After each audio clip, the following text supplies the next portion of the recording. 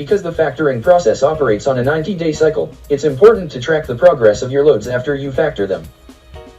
After you factor a load, the load becomes an open invoice on your account. Your customer then has 90 days to pay that invoice. Most of your loads will not require further attention after factored, but in some cases further action will be required to make sure your customer pays on time. Your account portal displays the loads with open invoices in the accounts receivable window. This is located on the front page of your portal after you log in. Accounts receivable is broken down into categories that are divided by the age of the invoice. Each category can be selected to display the loads in that category.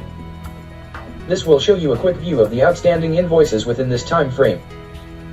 To see more details about each load, you can copy the load number and paste it in the main search bar at the top of the portal. This will search your account for the load and make it available for you to select.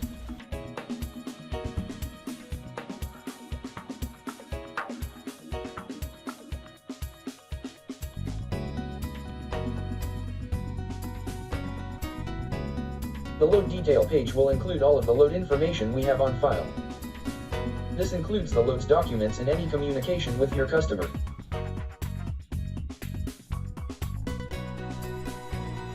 Best practices are to reach out to customers who have open invoices beyond 60 days.